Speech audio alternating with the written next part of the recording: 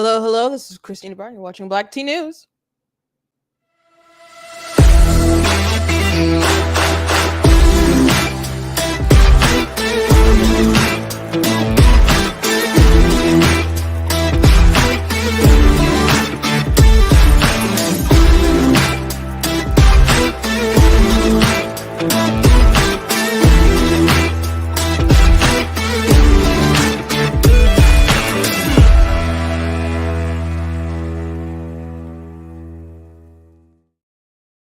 Hello, hello. Welcome to Black Tea News. I'm your host, Christina Barr, and today we're going to be talking about the Biden DOJ and how they are going after a whistleblower who snitched after a hospital was supposed to stop doing gender-affirming care, and they still kept doing it. So he let it be known it was going on, and so now the Biden DOJ is charging them for violating HIPAA and calling them a leaker and all that kind of stuff. And I wonder why they're not exactly having like whistleblower protections or anything like that. But it's very interesting that here's a doctor who would like to let people know that there's being harm done to children, and the Biden DOJ is like, oh, we need to take them to jail. It's very funny how they decide to prosecute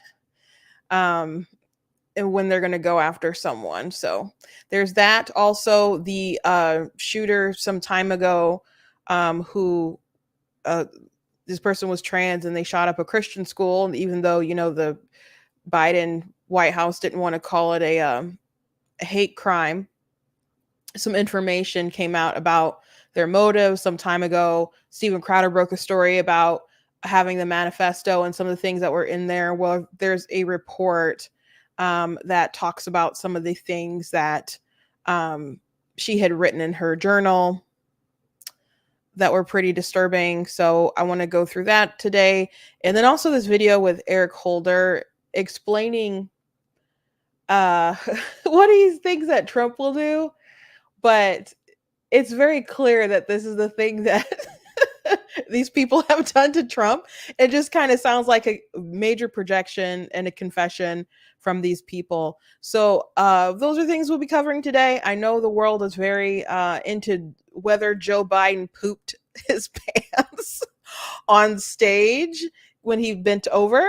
And I don't know about that. I would assume it's likely that he did not poop on himself, but you never know. But, those are questions for other people today. We're going to talk about, I think, some more pressing things. So anyway, before we jump into everything, I want to encourage you guys to go to blacktnews.com, check out different content on the website, different articles, videos, etc. If you like what I do here, please consider leaving a donation at blacktnews.com/donate. It does cost to stream and run my website, all the stuff so you guys can support. I very much do appreciate it and appreciate you guys. Please check out that article that I popped up this week about how Biden is really the one who's the threat to our country, and along with the progressive left, and the stories that we're going to dive into today help to reaffirm that opinion. But there's lots and lots of examples that really build the story. And there's some stuff about Hillary Clinton and stuff that she did too, man. I saw a tweet from her the other day saying, commemorating the Normandy, siege and stuff. And so they're like, all these brave young men, all they stormed the beach of Normandy, and all we have to do in November is vote.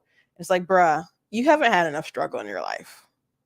You really haven't had enough struggle in your life if you're going to compare what they did to having a ballot shipped to your house, marking it and mailing it back.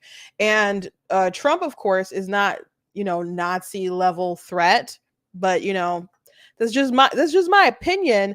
But it's crazy again that these are the people who act like Trump is so evil, when one of the things in the article I mentioned is that Hillary Clinton allegedly signed off on the whole, it came from her campaign or whatever, but the Trump Russia collusion thing to draw off attention off her, which Biden and Obama knew, because John Brennan, who's the former CIA director, actually informed them before the election even happened, and they allowed that to go throughout their presidency. And I'm going to end up mentioning this again, in a segment with Eric Holder, but she just lies so much, and to just have the audacity to tweet this stuff, to go have these different interviews, go on these talks and pretend like, oh, she just got shafted, and things are just so unfair, and we have this monstrosity, he was in the White House and might come back again, as if she's not one of the most evil people in politics, one of the most notorious liars, who doesn't care about what state she leaves the country in, as long as she's the one who is in charge or has some kind of relevance. So these folks are just awful. They just really are. But anyway, go check out that article. You guys can also check out different merchandise that's available on the website as well. We have different mugs and t-shirts and so on. So shout out to my Canadian viewers. I saw a video about the housing market that Pierre, posted. Well, I don't know if he posted, but someone posted, and he had an interview talking about how their administration isn't building enough houses. And he said, the math, he's like, I don't disagree with your assessment. The math disagrees with you. And it was such a great assessment. It's like 3 minutes long. I don't think I retweeted it, but maybe I will do that right now. Yes, I will. If we have time, I'll play it, but I don't think that we will today. So, yeah, but anyway, that the catching fire kind of Free Canada stuff, I made during the whole trucker situation when they had folks on lockdown and they were, fighting for their livelihoods and all that stuff. So, also, black tea mugs and other stuff as well. So that also supports the show. If you're watching on Facebook, you guys can send stars. Watching on YouTube, you guys can send super chats. And you guys can also check out my different books that I've written. Like one of them is, of course, Guys Blatantly Against Abortion. And a new book that I have that's releasing. This is not a nonfiction book. This is a fiction book. This is my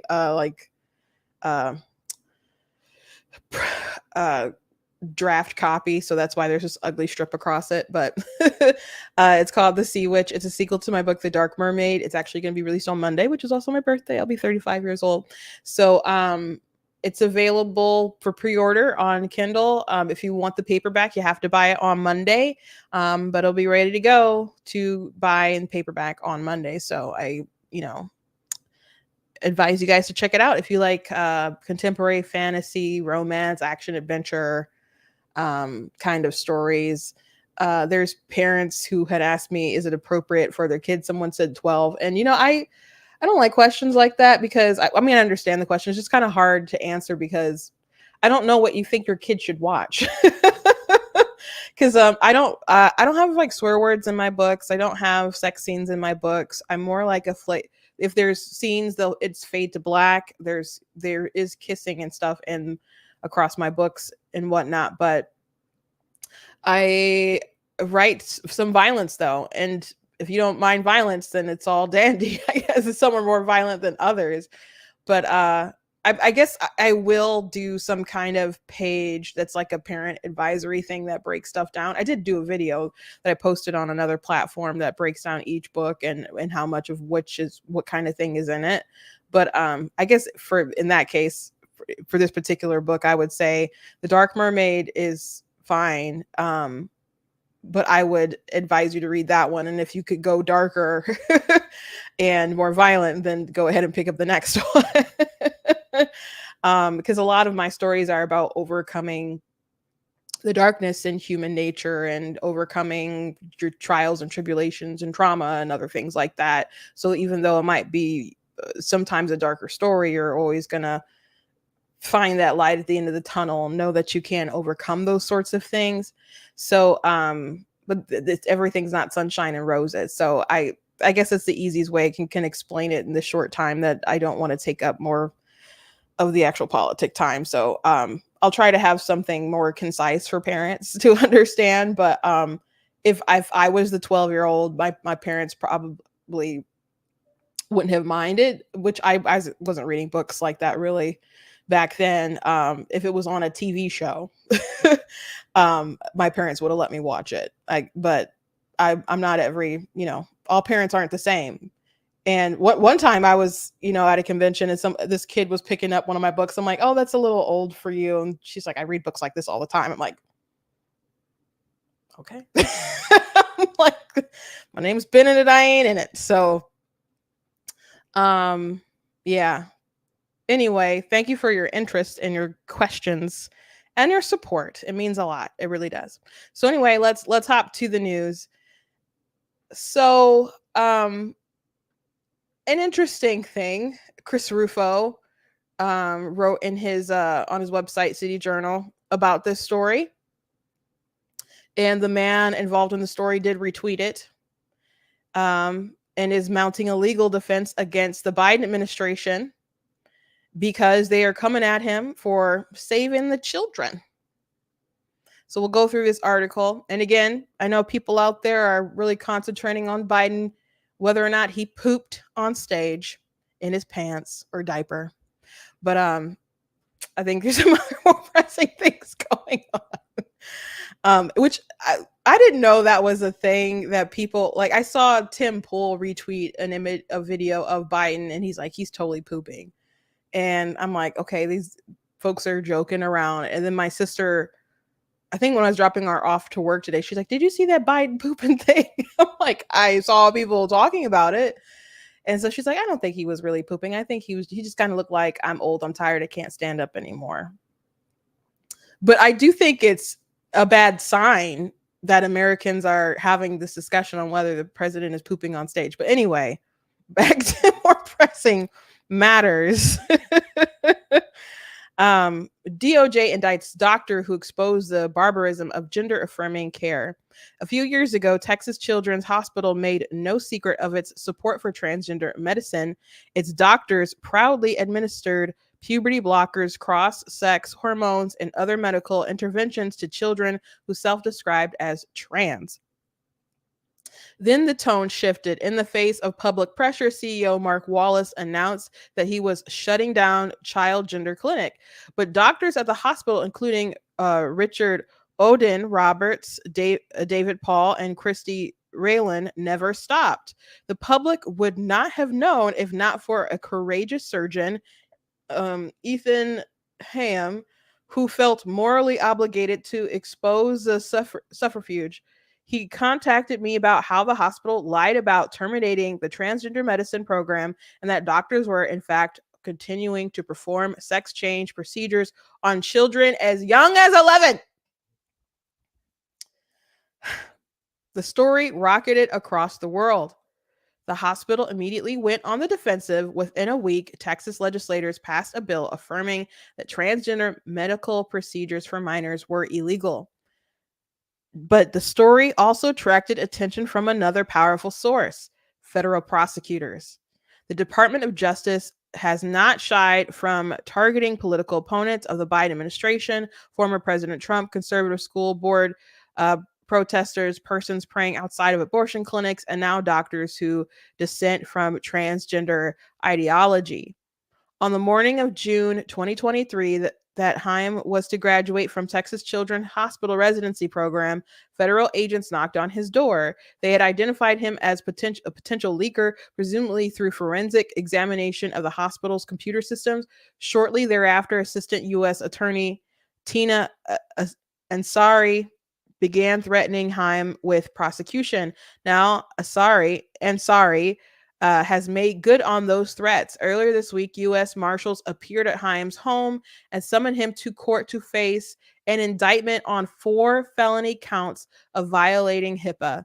His initial appearance is next Monday, where he will learn more about the charges against him. According to one of Haim's attorneys, Marcella Burke, he is anxious to get to trial to get his side of the story told. She is confident that this will result in the correct decision being made. For my own part, I can confirm that nothing in the information provided to me identified any individual. All the documents were, in fact, carefully redacted. Nonetheless, the prosecutor has pressed forward, hoping at the least to intimidate other medical professionals who would consider blowing the whistle on the barbarism of transgender medicine. Despite the threat to his livelihood and freedom, Heim is undeterred. He plans to mount a vigorous defense in court and is soliciting public support. The Heim case marks an inflection point in the debate of gender affirming care. If Heim prevails, other courageous doctors and medical professionals will follow his lead and speak out. We will need all their voices if we are to succeed in shutting down the child sex change business in the United States. So that's the end of that article.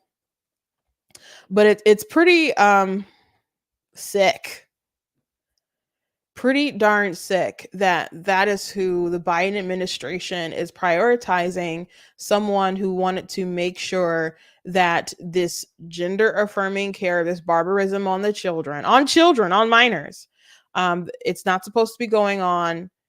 And he came out to try to stop it. And yet here we are, the Biden DOJ trying to make an example out of them.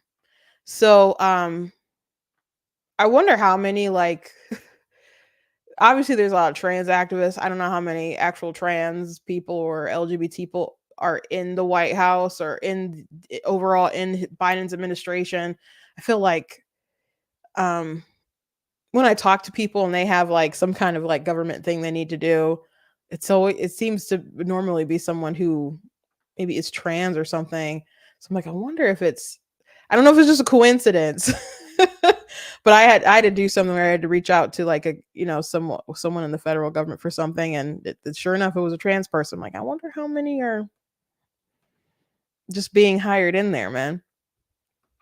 I saw someone retweet a video of a bunch of college kids saying there's like silly minors in like gender studies and etc. blah blah blah, and and the person who had posted it was like, these people aren't going to have jobs, and someone retweeted that and they're like, you conservatives are so silly. And this was someone on the right, but they were just or in the middle, but they're just mocking this viewpoint of conservatives who mock these other people, saying, oh, no one's going to hire them. No, they will get hired, and they will most likely make your life a living hell. They'll be in government positions, they'll be in HR, they'll be, I don't know, lawyers and prosecutors, and they'll be doing all sorts of things and injecting their politics into your everyday life and probably making it miserable where it ought to not be. So if you think all these people who are going with these majors that you find silly are never going to be employed and they're just going to be homeless people living on the streets one day, it's probably not going to happen. It's probably not going to happen. You'll have these activist lawyers throwing Molotov cocktails like they did during the George Floyd riots and the BLM riots and stuff. So anyway, there's a ton of activists within the Biden administration, and he's letting these people run our government to the ground. And I wonder how this case will go. Sometimes they prosecute people and it's just silly. Like there was a man who was prosecuted by the Biden DOJ. He was a pro-life activist, and he like immediately won his case. He immediately won his case. But other people, have been sentenced away for a long time. So we'll keep up with this case. But again, it's just interesting what they choose to prosecute, who they choose to give sweetheart deals to. Like, of course, the president's son, or tried to give him a sweetheart deal.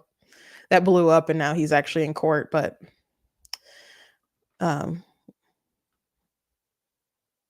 priorities. Anyway, let's move on to this snippet because it follows a bit of what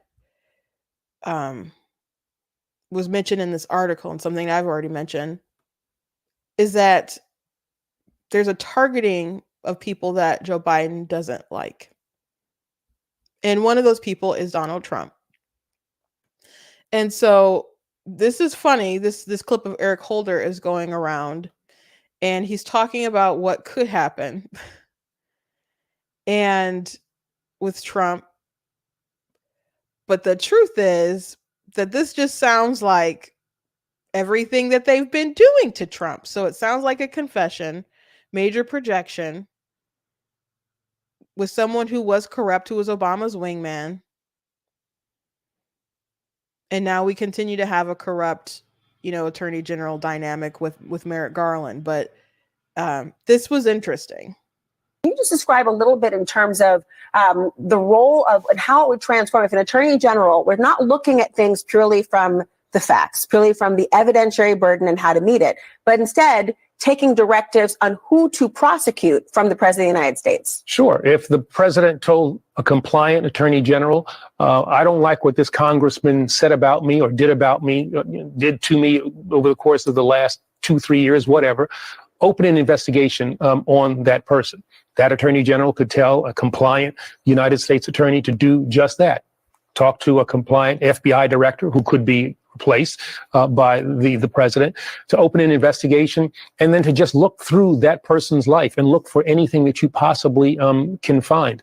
Who's to say what you find in any person's life that might run afoul of the law? And even beyond that, the mere fact of an investigation of a person who is a public figure can be reputation ruining, can be politically damaging, not even if you find anything, just the fact that the investigation itself exists. And if you've got the full weight of the Justice Department, the full weight of the presidency, the full weight of the FBI focusing on somebody like that, that can be extremely damaging to not only that person individually, but to our democracy writ large. I mean, can you just describe? Sorry, I didn't mean to play it again. So what's interesting about all that, yeah, it would be really messed up if someone, even if the charges were bunk, just the investigation could have such a terrible impact on not just that individual as they're fighting to clear their name, but on democracy. What kind of damage could be done to someone if they were being investigated and they didn't do anything wrong? Or let's say the sort of allegations that people were making up, we're going with was something that their political rival made up, and the current president at the time knew that, and his vice president knew that, and they still let that persist, and they let that lie continue to grow and fester throughout the presidency of that person they didn't want to win. And let's say they were just going and every night Rachel Maddow and other people get on TV talking about the Russia collusion, and people started saying that this person was a puppet of Russia and that he peed on Russian prostitutes and all kinds of different stuff. How would that affect that person, their reputation, the competency of America, that we could allow such a thing to happen, to have some kind of plant from a foreign adversary? Wouldn't that be just so flippin' awful?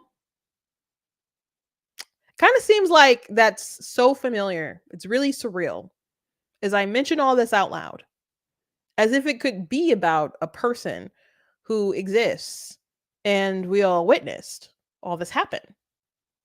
Very fresh. Right? That's why Mike Cernovich was like, Eric Holder is confessing. They're blatantly telling you, man, their tactics and what they happen to do to Donald Trump. I don't think we should take lightly, things that have happened. Like everybody lying about the Russia collusion stuff. People won Pulitzer Prizes for their coverage of something that was a conspiracy that wasn't even true. They just patted themselves on the back. Oh, you guys did such great work with these fake stories. And we know that it all originated with Hillary Clinton. And people still treat her seriously, and Donald Trump like he's the big bad threat, when they know how to basically ruin him or at least slow him down. I was talking to someone, and it was funny because at first they were just kind of made it seem like they weren't like a Trumper or something. And I don't know if Trumper is the right word, but you're just kind of like, oh, things I don't like, I don't have anything against him. And then it transformed to Trump hasn't done anything wrong. He hasn't done anything that any other president hasn't done, et cetera, et cetera. But he started saying things like he thought that they would kill Trump. That if he became president, they just wouldn't let him live, that they would assassinate him. I said they don't need to do that. They could just do the same stuff that they were doing to him before. I said they could impeach him. He's like, well, how could they impeach him? He didn't do anything wrong. I'm like, he didn't do anything. He didn't commit a crime the first time. They'll just do it. They'll just invent stories and lies. And have intelligence people go on TV and give oxygen to it as if there's some kind of legitimacy. It's the wildest thing. They know what they're doing. These people know. It's so evil. Alan Dershowitz was on Piers Morgan's show talking about the crazy ruling with Trump, and he said it was like the worst thing he's witnessed in his legal career. Because let me start with you. From a pure legal perspective, how sound was this verdict? From 1 to 10, it was a below 20. It's the worst legal verdict I've seen in 60 years of practicing, writing, litigating cases. It's now days since the verdict. I still don't know what he was convicted of. Was he convicted of intent to cheat on his taxes 2 years later, although he didn't take it as a deduction? Was he convicted of defrauding voters who obviously knew that he was a sexual scoundrel? Was he convicted of seeking to make an illegal campaign contribution, although the contribution didn't have to be listed until after the election? I have never seen a case where even after the verdict came down, we don't know what he was convicted of. No one in history has ever been convicted of failing to disclose hush money payment paid to somebody. Why would anybody pay hush money if they had to disclose it? This is a case where the prosecutor simply decided to get Trump. I'm not a Trump supporter. I voted against him. I'm a liberal Democrat, but I care more about the weaponization and distortion of the criminal justice system. And I know that person in the middle is a lefty. I don't know his name, but he's really popular. I just don't know his name. But I don't understand why they're smiling. Like, oh, they're so just going off saying something silly. No, he's correct. Like, people don't know. And I'll ask people like, well, what did he do? Like, what's the crime? And they're like, oh, I'm not doing your homework for you. You can just Google it yourself. Like, couldn't you have explained it in that time that you typed that statement to me? Like, it shouldn't be so simple to explain in a tweet. You know, I'm guaranteed there's enough characters if there was something that you could explain, but you can't explain it. You can't explain it. And I said to that person, I'm like, I've done my homework. That's why I know there's no crime. there's no felony that he committed. Certainly not an FEC violation, which we've went through some of Brad Scott. I'm sorry, Smith. Bradley Smith's commentary on it, who was an FEC commissioner. He's like, this is not an FEC violation. Because they're trying to say that it was his payments to Stormy Daniels because it was election related or whatever, then it should have been filed as campaign finance stuff. And that's not true. That's not true. It wouldn't have qualified for that. And he thinks if Trump did do it that way, he tried to write it off that way, then he would have been charged for, illegal use of campaign funds, which I'm sure everyone would have been like, yeah, that makes sense. And Bragg still would have probably got him for that. So I don't know why they're all smiling like all this makes sense and all this is normal. No one should be above the law. And I've heard people say that many times since throughout this process with Trump. No one should be above the law. That's true. Which I don't think we really operate right now in the world where people genuinely believe that. There's people at the top levels of power who don't really respect that. Biden being one of them. I would say. But the law should work for everyone, even people that you don't like. And there's this principle that, we would be willing to um, let someone who could be guilty go just to make sure that our process is so stringent, is so kind of strict and thorough that we don't accidentally convict someone who's innocent. Is Trump innocent in a, moral kind of sense? I wouldn't say that. But is he guilty of a felony? We don't even know exactly what they think that he was guilty of. But if it was FEC stuff, absolutely not. Absolutely not. But he's an enemy. So they had to get him. And they got him on the dumbest thing. I think Trump is very lucky that the Georgia case doesn't look like that's going to go through before the election, because that was one. I didn't think maybe the layout of the charges made a ton of sense, but I thought some of the things they go through throughout the trial, which was going to be televised apparently, wasn't going to be great for him. So he's lucky that, Fani Willis had other sort of cravings that were more important to her than her career, apparently. So he's lucky with that. The Florida case I thought was the strongest one, but the Bragg one was just silly, and it remains silly. They didn't even try to make it not silly. And Bill Barr, Attorney General Bill Barr, said that he believes that it'll be overturned. And I don't know if it's going to be overturned on the first appeal, but it'll definitely get, overturned eventually. I just don't know whether or not they will send him to jail. That's the thing I don't know. That could be a toss-up. If you were that radical of a judge, why wouldn't you go all the way? Why wouldn't you go all the way? Anyway, moving on, I want to go through this article from the Daily Mail. The Nashville school shooters, in a violent rant, there's different stuff that shows that she felt that she was tortured, and she would kill to get her puberty blockers, and she imagined that she had a penis and would write to it.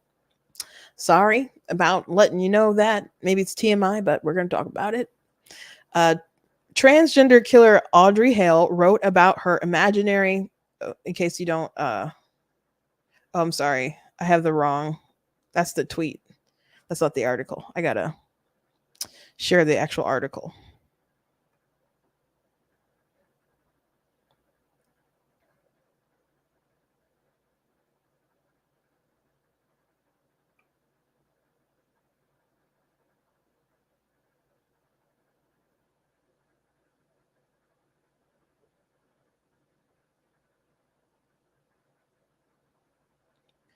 Here we go. Okay.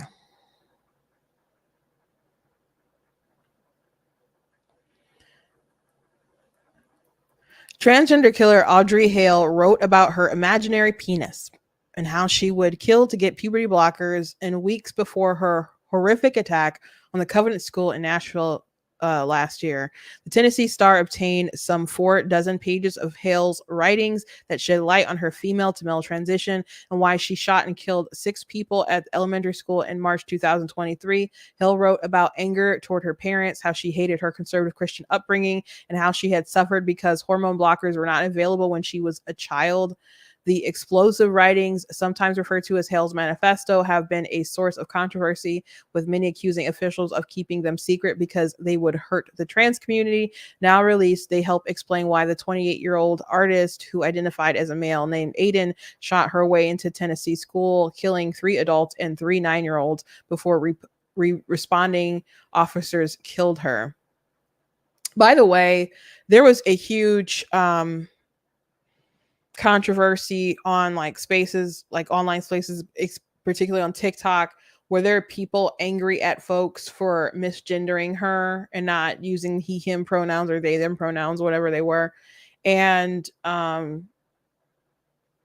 some trans people were like, don't do that. That's stupid. Don't this person killed kids. Like, they don't deserve any respect. And people are like, no, you still shouldn't respect because it's the principle of the matter. And it was really really bizarre how much people really want this pronoun game. But yeah, this person killed children.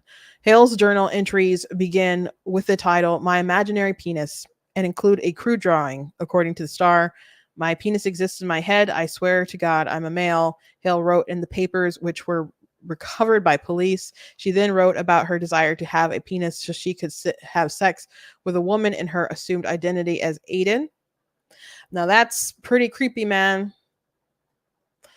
She wrote about how using that name on a job application for a delivery position led to issues with the company's background check. Hale also said that being raised as a girl was torture. She was worried that high school classmates would call her bleep or bleep. She wrote that all changed when she learned about transgenderism in her early 20s.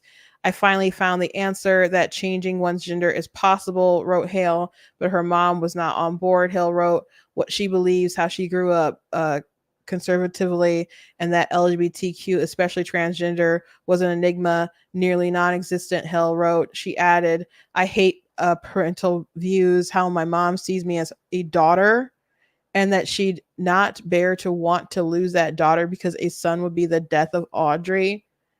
Hale used violent language when talking about the emergence of puberty blockers in the 2010s. They were hailed at the time for helping transgender preteens safely delay the onset of puberty.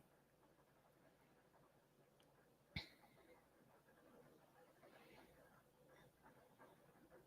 guess that's some of the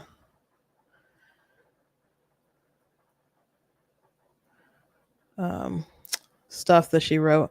"I kill to have those resources," Hale wrote. 2007 was the birth of puberty blockers and a newfound discovery for treatment for non-conforming transgender children. They came too late for Hale, who was in the 6th grade. "Puberty already hit me," she wrote. She also discussed fantasizing about having sex with as a man by creating scenes with her stuffed animals.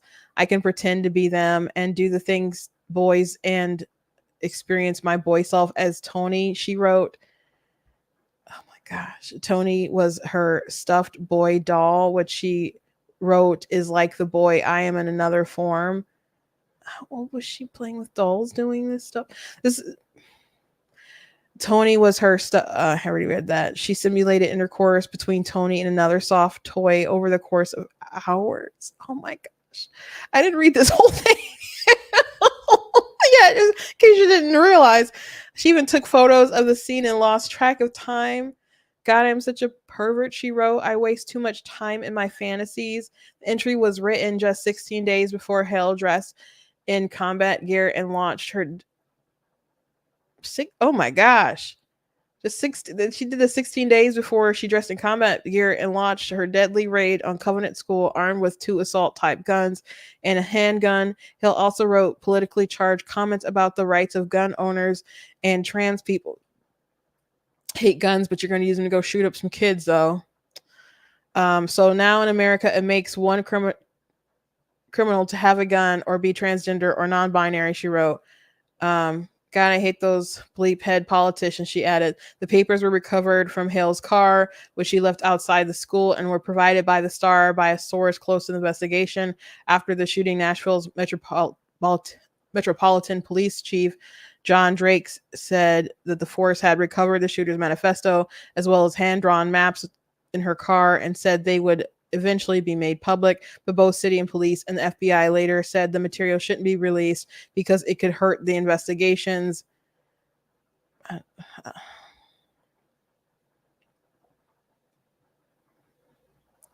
The Star and others have been part of the lawsuit seeking to compel Metro Nashville Police Department and the FBI to release Hale's writings. The FBI reportedly advised the MNPD not to release them and other legacy tokens in the wake of the mass shootings. The families of Hale victims sequentially stepped in and became part of the public record lawsuit against the city. They claimed the killer's estate includes a manifesto and that they therefore own the copyright and can determine whether or not to release it. Hale's manifesto has long been expected to reveal more details about the killer's motive. Last November, 3 pages of notes written by Hale ahead of the shooting were leaked. The notes revealed Hale's plan to target white privilege.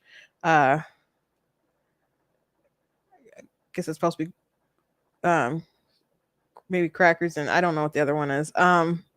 Before turning the gun on herself. In an entry in the day of the attack, Hale wrote, "Today is the day. The day has finally come. I can't believe it's here. Don't know how I was able to get this far, but here I am. I'm a little nervous, but excited too. Been excited for the past 2 weeks." She then declared, "I'm ready. I hope my victims aren't. God, let her wrath take over my anxiety. And it might be 10 minutes tops. It might be 3 to 7. It's going to go quick. I hope I have high death count, ready to die," she wrote before heading on her way toward Covenant. She was ultimately shot dead at 10:25, 14 minutes after she began shooting. An autopsy revealed Hale's clothing was covered in handwritten words, drawings, and numbers. It's unclear what was written on her clothes. The shooter also wrote a plastic orange anklet inscribed with mysterious number 508-407. Following that leak, 7 Nashville police officers were suspended after the probe into how the notes became public. So this person was really disturbed. This person was disgusting.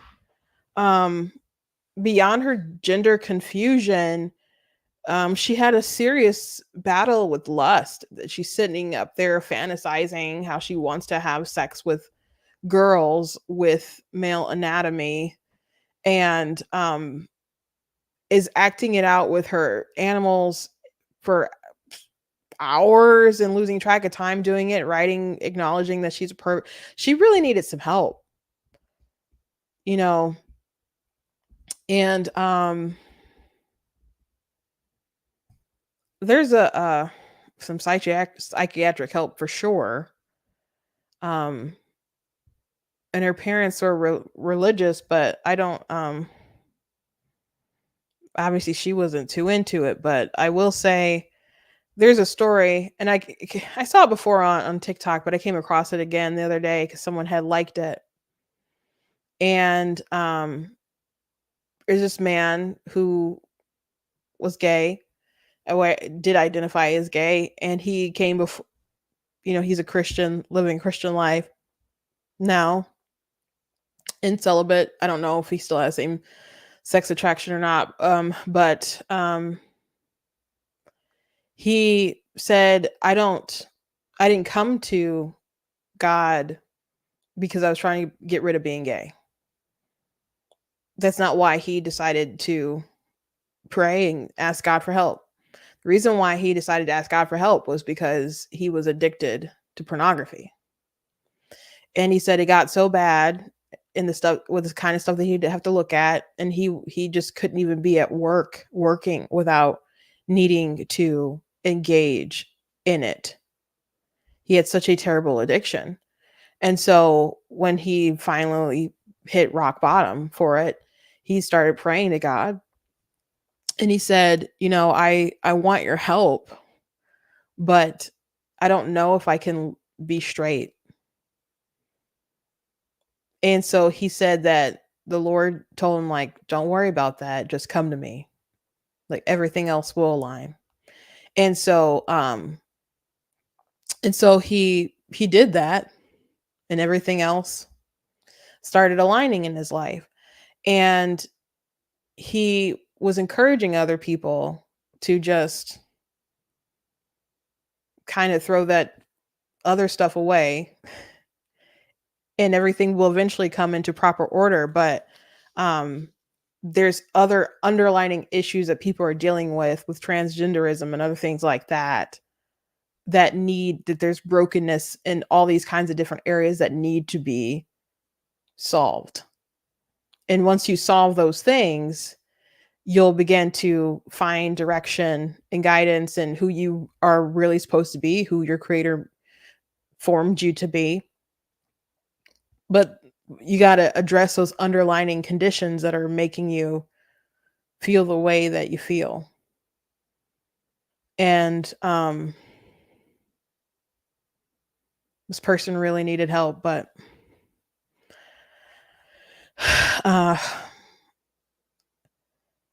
it's not just, oh, this person was a boy and society is so mean for not, allowing her to really be a boy, and biology is so cruel because she had to have puberty and whatnot. No, it's not normal to fantasize that you have a different appendage and just try to act it out on your dolls for hours about your personality sleeping with someone else. That is not normal.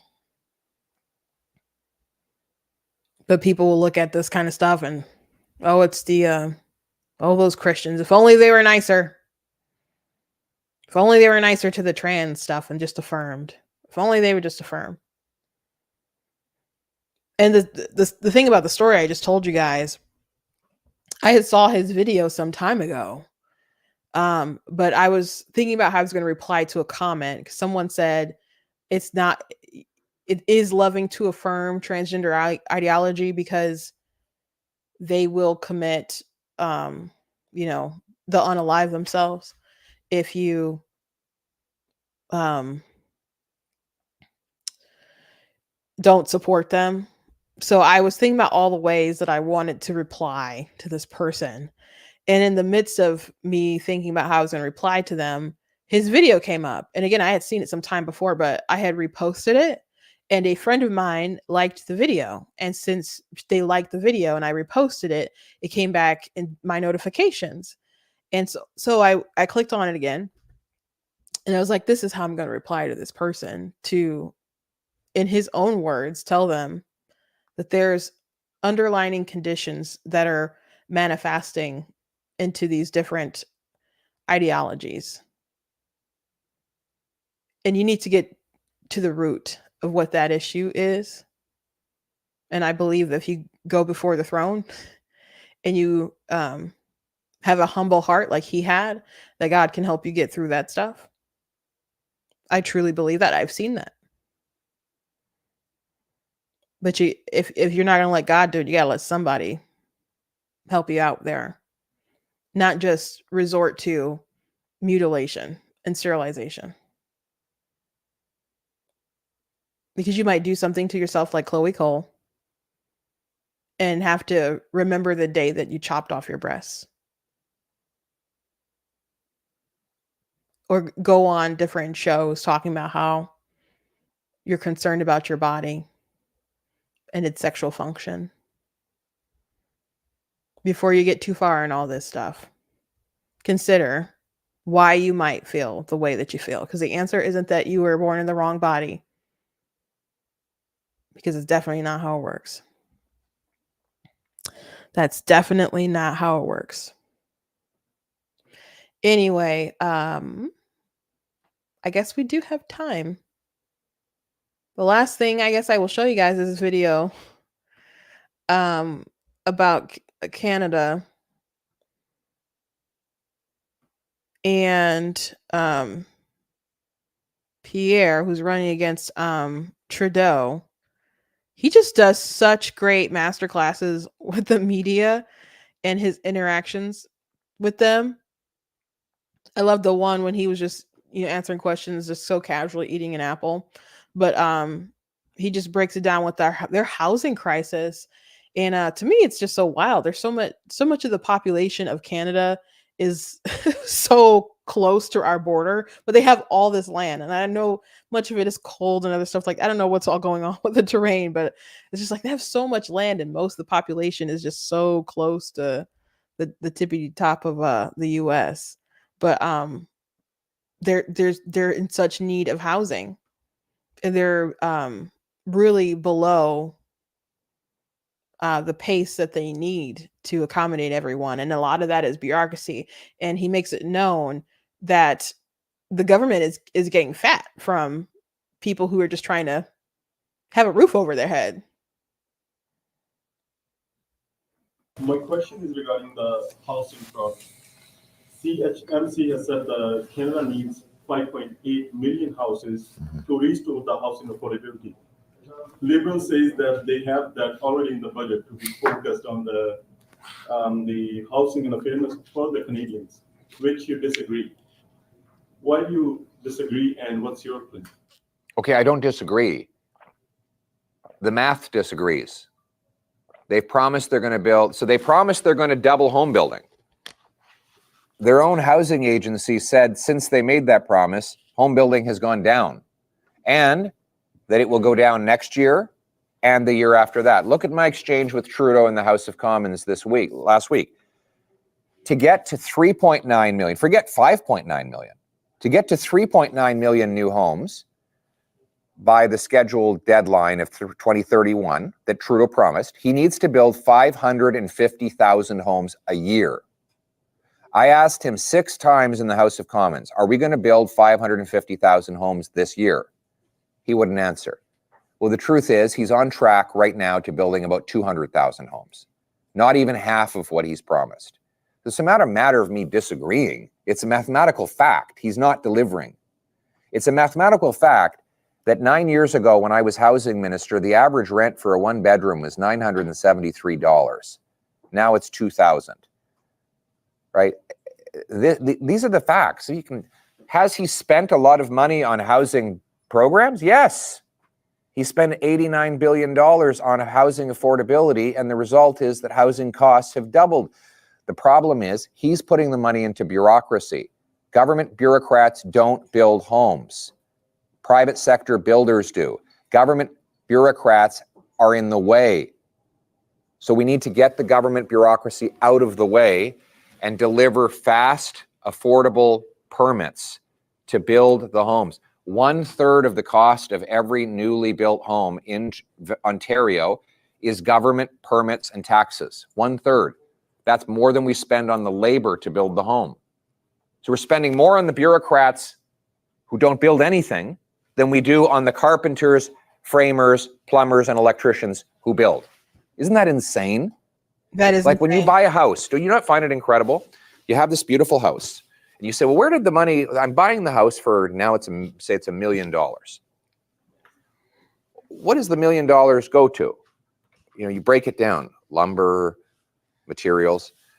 You think more money goes to people sitting in government offices than goes to the people swinging the hammers, fitting the pipes, framing the lumber.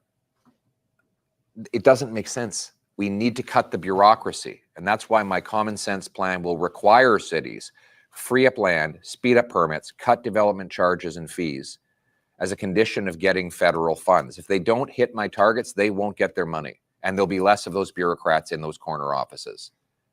So if they beat the target, they'll get more money. We're going to pay our municipalities the way we pay realtors and builders for the number of homes. Thank you. So, you are welcome, Mr. Blockton, for you said for covering the Canadian news. Well, I just I hope things work out with Pierre. You know, that is crazy though. That if 1/3 of the cost of building a home goes into government bureaucracy, and he put it so wonderfully that they're not the ones who are, you know, getting the lumber, assembling everything, that are, you know, hitting those nails with the hammers and all the stuff that goes into actually providing a home for a family. There's people sitting in an office, you know, dishing out permits or whatever.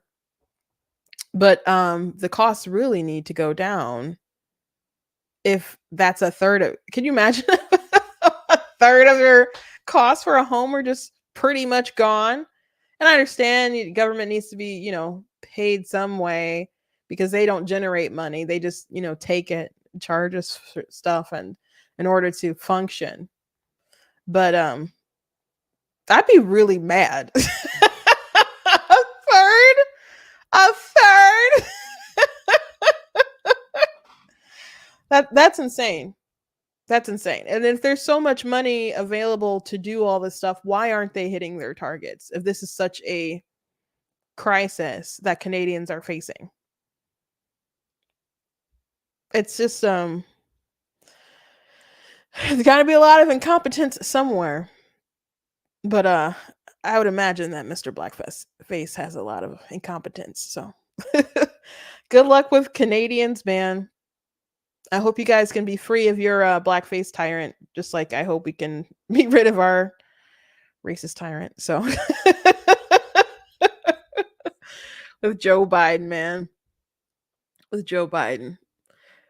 You know, I talked about Canada quite a bit during the pandemic stuff, but man, one time I got a ding on YouTube and I could not post for like 2 weeks because I was covering the children's hospital, the like Ronald McDonald House, and they wouldn't know. I can't remember exactly the details of it, but nothing that I was reporting wasn't true. But they didn't like, I don't know, the blatant title of it that was just basically covering what was happening, and I got flagged and I repealed it. And this is in the you can't spread COVID misinformation era, and it's like we weren't the ones spreading misinformation, guys.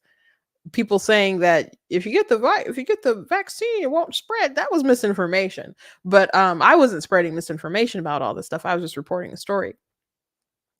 And because there was kids that they didn't want to be like in the hospital if they weren't vaccinated. I think that was a story.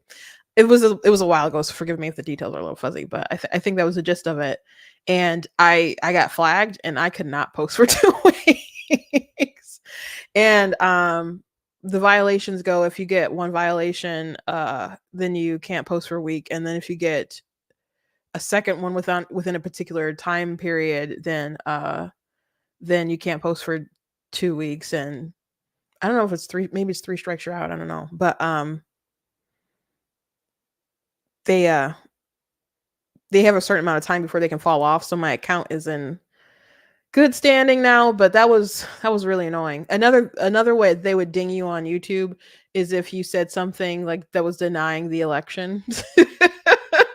So I never went around saying Trump won the election. I never did that. But I would get flagged sometimes from YouTube on reporting on different things, and I'd have to type in my appeal, like Joe Biden is the president. I acknowledge she's the president, you know, et cetera, and then they would release it usually, which is funny because one time they dinged something where I had some people on, you know, I was talking about the election, and they did think that the election was stolen, and so I'm like, I don't even think they watched this stuff, but they see certain, I don't know, buzzwords or things in titles, and then they want to suppress it maybe, or if they can flag it and then knock you off. I think YouTube since that time has to me it seems like they laxed a little bit on stuff, but I'm still concerned about some of their policies, because like even some stuff about abortion they wiggled into their misinformation stuff. And like how are you guys determining this stuff? Because I know pro-choice people say misinformation regarding the medical stuff about abortion all the time. As a matter of fact, they took down one of my videos. I did an interview with a woman who focused on it was like smart women's healthcare, and we talked about the different ways that abortions can harm women, and they took down my video. I had to put it on Rumble. I forgot about that. Yeah, so they took that down. So the overlords are still at it. So certainly, I think that interview was about a year ago, maybe. It was a good conversation. You can find it on Rumble, I guess. Anyway, thank you guys for joining me. You can go to blacktnews.com, check out different content on the website, articles, videos, etc. If you like what I do here, please consider leaving a donation on the website, because it does cost to stream and run my site and all that stuff. There is a need that I have. I'm trying to get some new cameras, like point and shoot cameras and stuff, so I can travel more places and do some man on street kind of stuff. But if you can help with it, I understand Biden inflation has made things very hard, but if you can support, again, you go to the website and do that. Also, my new book will be out on Monday. It is a fictional contemporary fantasy romance books. There's plenty of action and twists, and it's reminiscent of like the original Hans Anders Christensen's Little Mermaid, but also like things that will remind you of the Disney one for sure. This one is like my proof copy. That's why there's this ugly strip across it. You will not have an ugly strip across your book. But if you want to get an ebook, it's already available for pre-order. If you want to get it in paperback, you'll have to wait till Monday. So for the parents out there who want to know the details of my different books and how appropriate they are, I will write something and post it about detailing those sorts of things. So anyway, thank you guys, and I'll see you on Monday. That is my birthday. I do plan to still stream live, and if I change my mind, I'll let you know, but I still plan to be here. So I'll see you. God bless.